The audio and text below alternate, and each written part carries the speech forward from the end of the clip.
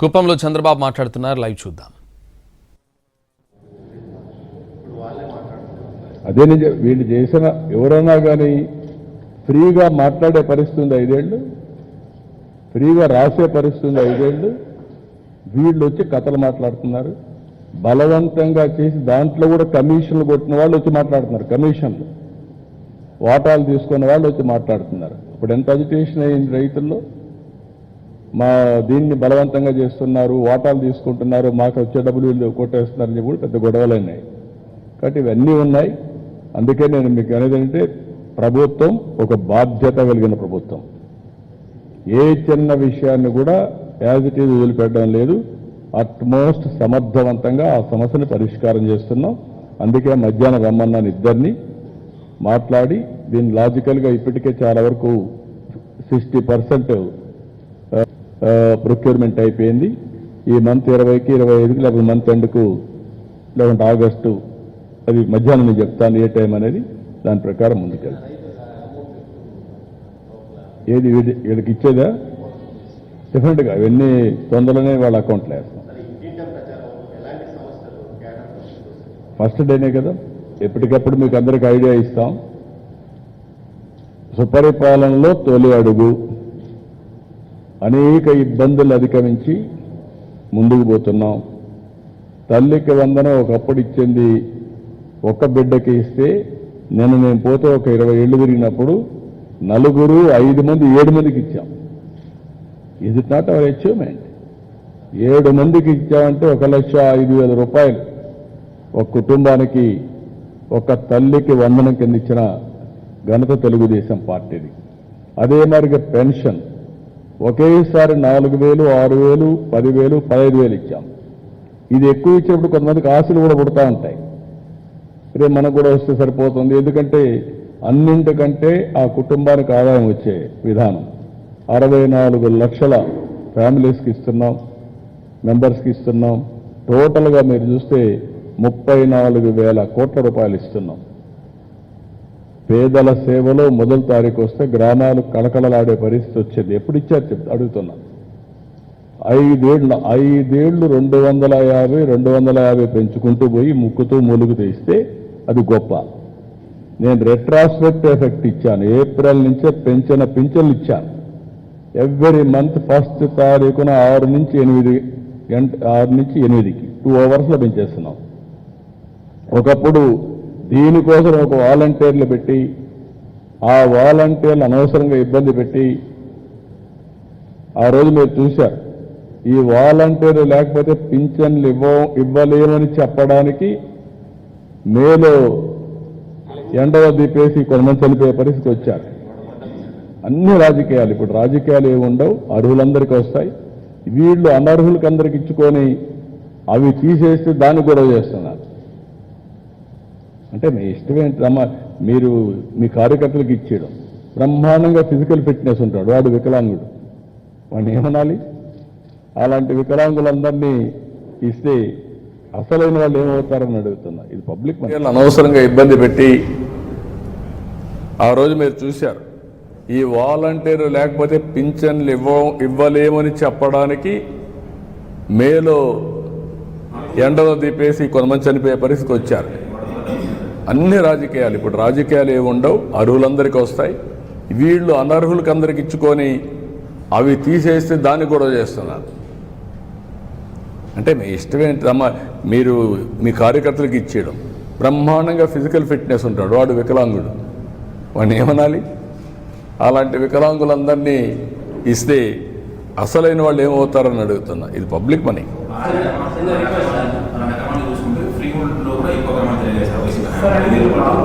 మన జిల్లాలో వైసీపీ అక్రమాలు చేసిన ఫ్రీ హోల్డ్ 1,05,000 ఎకరాలు అక్రమంగా తీసుకున్నారు. కాబట్టి మనం హోల్డ్ పెట్టాం. ఇంకా 50,000 ఎకరాలు నిజమైన లబ్ధిదారు ఉన్నారు, వాళ్ళని కూడా హోల్డ్ పెట్టేశాం.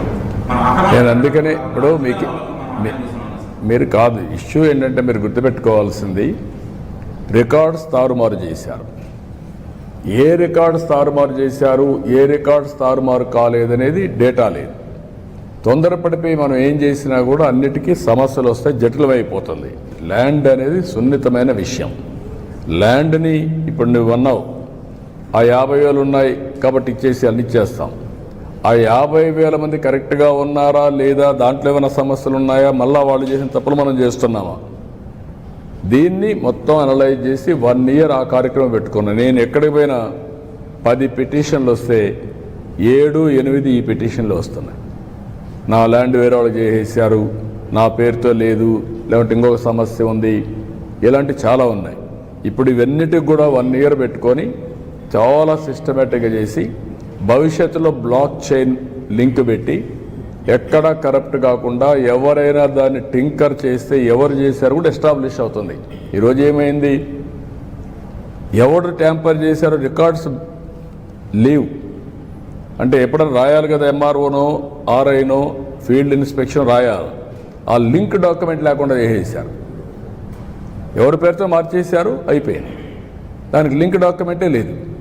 లింక్ డాక్యుమెంట్ లేకపోతే ఏంటి, ఏ విధంగా నిర్ణయిస్తావు, ఎవరు ఆన్సర్బుల్, దీనికి ఎవరు సమాధానం చెప్పాలి? అలాంటి చాలా సమస్యలు వచ్చాయి. ఇవన్నీ క్షుణ్ణంగా చేస్తున్నాం, వన్స్ ఫర్ ఆల్ సెటిల్ చేస్తాం.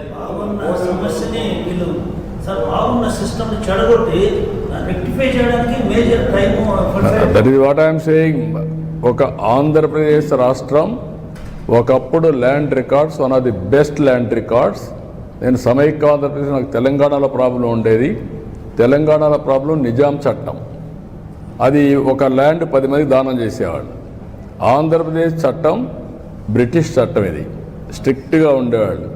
అందుకే ఒరిజినల్గా మీరు చూస్తే, నేను చిన్నప్పుడంతా కూడా మీరు కూడా చూసి ఉంటారు, జమాబందీ ఇవన్నీ పెట్టి ఊర్ల వారీగా మీటింగ్లు పెట్టి, కేఎం విఎం మీటింగ్లు పెట్టి, ఎంఆర్ఓ ఆఫీసులో ఆర్డీఓ అప్పుడు తహసీల్దార్ ఉండేవాడు, తహసీల్దార్ ఆఫీస్కి వచ్చి అవన్నీ సెటిల్ చేసేవాడు.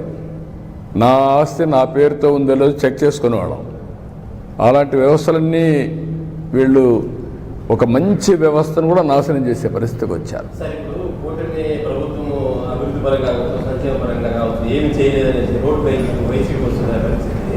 ఫర్ ఎగ్జాంపుల్ మా ఊరు, మా రోడ్డు తీసుకుంటే ఎంతో డెవలప్ అయింది ఆ 5 ఏళ్ళ పీరియడ్ ఈ ఏడాదిలో. అది సంక్షేమ పథకాలు. ఇవన్నింటినీ ఎందుకు మనం ప్రజల ముందు తీసుకుని గతంలో ఎట్లా ఉంది, ప్రజల్లో వెళ్తున్నారు కదా, ప్రచారం కావచ్చు, తప్పుడు ప్రచారం జనాల్లోకి వెళ్తుంది అంటున్నారా, మీరు చేసే ప్రచారం వెళ్తుందా? నేనేమంటానంటే, తప్పుడు ప్రచారం తాత్కాలికం, చేసిన పని శాశ్వతం. చేసిన పనిని ప్రజల్లోకి తీసుకుపోవాలి, దాంట్లో సెకండ్ థాట్ లేదు.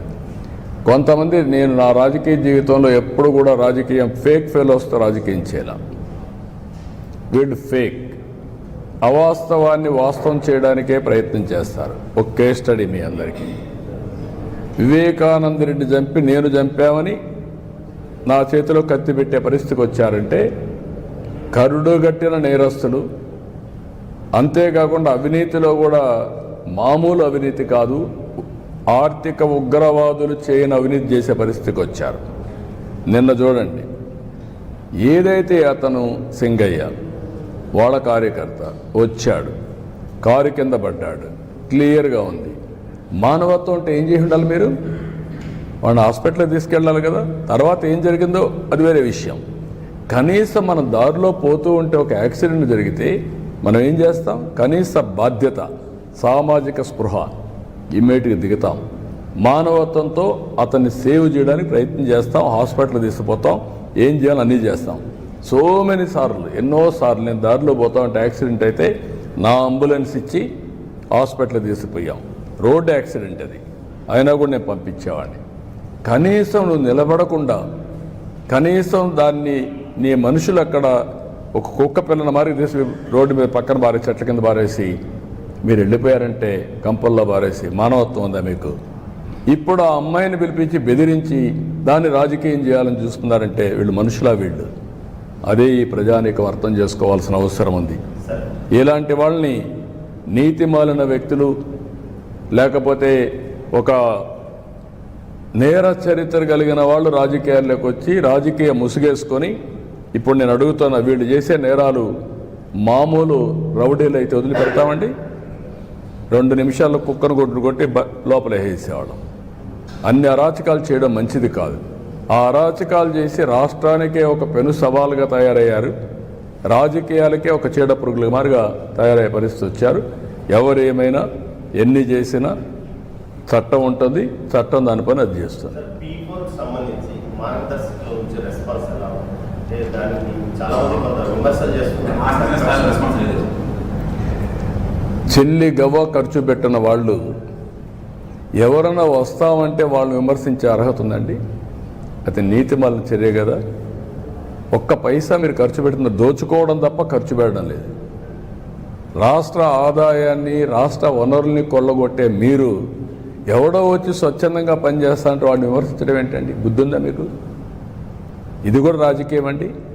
ఇలాంటి రాజకీయాలు చేసే వాళ్ళతో మనం రాజకీయం చేయాలంటున్నా. మిమ్మల్ని అడుగుతున్నా, ఈరోజు నేనేం చెప్పాను?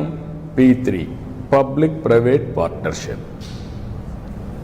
ఈరోజు దీనివల్ల ఈ రోడ్లు వచ్చాయి, ఎయిర్పోర్ట్లు వచ్చాయి, పోర్ట్లు వచ్చాయి, కాలేజీలు వచ్చాయి, అనేక వస్తువులు వచ్చాయి. ప్రజలు కూడా బాగుపడ్డారు. అదే సమయంలో కొంతమంది కోట్ల రూపాయలు వచ్చాయి. ఆర్థిక అసమానతలు పెరిగిపోతున్నాయి. ప్రభుత్వం ఇచ్చే సంక్షేమ కార్యక్రమాలు ఎక్కడ ఆపం, అభివృద్ధి కార్యక్రమాలు ఆపం. కానీ సామాజిక బాధ్యత కింద ఆ రోజు జన్మభూమి పిలిపించా, జన్మభూమితో వచ్చి గ్రామ సేవ చేశారు. ఈరోజు నేను ఇచ్చేది P4 అన్నాను, ప్రభుత్వం ప్రైవేట్ పీపుల్ పార్ట్నర్షిప్. ఈరోజు నేను ఒక్కసారి మీరు చూస్తే నేను ఒక 20 ఏళ్ళు తిరిగాను. తిరిగితే ఒక అతను చాలా బాగా పనిచేశాడు. వడ్డీ కొలుస్తడే అందరూ వాళ్ళే. వాళ్ళల్లో ఒక ఫ్యామిలీ చాలా బాగా పనిచేసి పిల్లల్ని బ్రహ్మాండంగా 20 ఏళ్లలో చదివించి, ఒకడు అమెరికాలో ఉన్నాడు, ఒకడు బెంగళూరులో వ్యాపారాలు చేస్తున్నాడు. అందరికంటే అందరూ ఇంజనీర్లు చేశారు. ఫస్ట్ ఒక కొడుకును మాత్రం చదివించలేక తోడుగా పెట్టుకొని అందరినీ తయారు చేశాడు. ఆయన కొడుకులు వాళ్ళ మళ్ళా మనవాళ్ళు మనవరాళ్ళు కూడా చదివించాడు. అప్పుడు నేను డబ్బులు కూడా ఆర్థిక సహాయం చేశాను. ఆ రోజు చేసిన సహాయంతో వాడు అమెరికాకు పోయి మంచి ఉద్యోగం వచ్చి మళ్ళా డబ్బులు పంపించి ఇంటికి ఈరోజు బ్రహ్మాండమైన బిల్డింగ్ కట్టుకున్నాడు. నేను ఒక 2-3 ఇండ్లు P4 కింద తీసుకుంటానని ముందుకు వచ్చే పరిస్థితికి వచ్చాడు. అది స్ఫూర్తి. నేనే మింగతాను, పేదవాళ్ళనే ఉండాలి, వాళ్ళు ఇట్లే ఉంటే నాకు సంతోషం అనేది కాదు. పేదరికం లేని, అందుకని నేను ఏమన్నానని, నేను కష్టపడేది కూడా ఈ పేదవాళ్ళ కోసం కష్టపడుతున్నా, ప్రజల కోసం కష్టపడుతున్నా. అది కూడా నా జీవితంలో చూడాలనుకుంది. Zero poverty 2029. అక్కడి నుంచి ఆర్థిక ఇంకా మెరుగైన జీవన ప్రమాణాలు క్రియేట్ చేసే వ్యవస్థ, ఆర్థిక వ్యవస్థలో ఆర్థిక అసమానత తగ్గించే వ్యవస్థకు శ్రీకారం చుడతాం. That is our aim.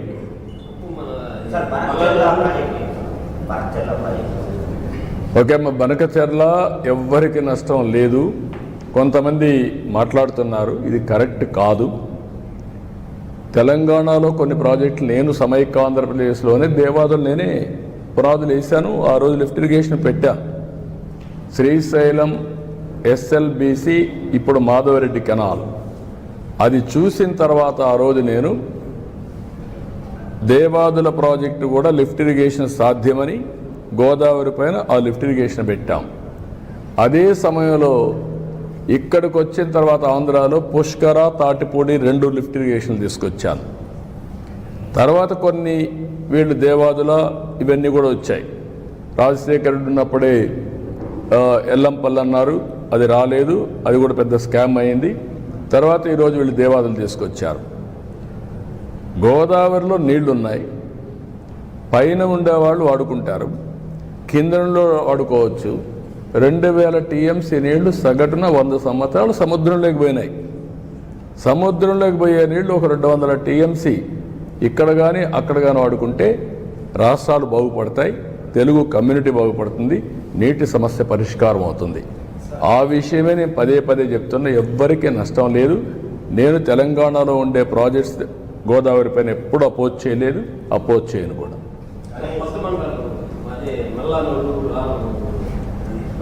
రెండు వస్తాయి, తొందరలో వస్తాయి. పోదామా, టైం అవుతుంది, పోదామండి.